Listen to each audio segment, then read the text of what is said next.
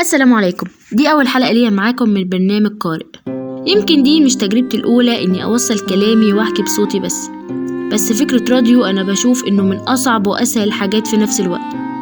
صعب لأنه تحدي كبير إني أوصل كل كلمة والشعور وبادي لانجوج من صوتي بس، وسهل لأني بزهق من التصوير بصراحة. استنوا احنا اتكلمنا على طول من غير ما أعرفكم بنفسي وأنا هعمل إيه. أصل أنا في الكلام ما عنديش يوم مرحميني، فدخلت في الموضوع على طول. المهم، أنا اسمي مروة خالد، وفي كل حلقة هكلمكم عن حاجة أنا بحبها جدا، وهي الكتب والقراءة. عارفة إنك لما بتسمع سيرة الكتب والقراءة بتفتكر الكتب اللي قافلها وما بتذاكرهاش ومستني تتزنق في الفاينل. لا ما تقلقش، دي كتب ألذ بكتير. أوعدكم بتجربة مختلفة. يعني ممكن نحكي كتاب قرأته، أو إيه أحدث ترندات الكتب الفترة دي، أو قصة مؤلف، قصة سلسلة كتب. المواضيع مختلفة وكتير، بس الأكيد إنها تكون قايمة على قصة وحدوتة. وكفاية رغي كده وندخل في موضوعنا على طول. تعرف إن في حدث مهم ونادر هيحصل الفترة الجاية في مصر؟ لا مش هيلغوا الفاينل. في سفينة اسمها لوكس هوب، بتعتبر أكبر معرض للكتب في العالم. السفينة دي هترسو في ميناء بورسعيد من فترة 4 يناير لحد 23 يناير السنة دي. طب إيه خلي حدث زي ده مهم ونادر؟ لأن مش بيحصل كتير إنها تيجي مصر. آخر مرة جت فيها من 12 سنة، متخيلين المدة؟ وعلشان تعرف أهمية حدث زي ده واللي موضوع السفينة ده قالب المجتمع الثقافي كله والكل متحمس ليه، تعال أحكي لكم أكتر.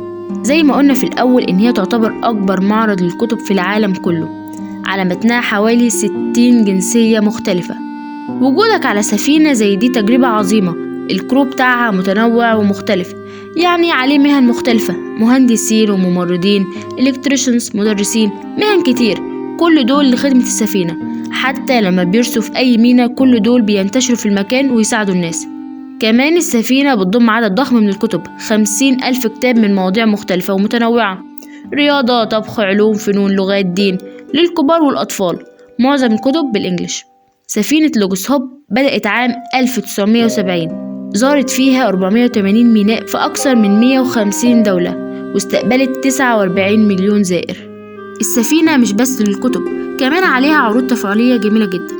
السفينة بتديرها GBA المسجلة في ألمانيا، وبتتكون من 9 طوابق، وفيها مسرح وكافيتيريا.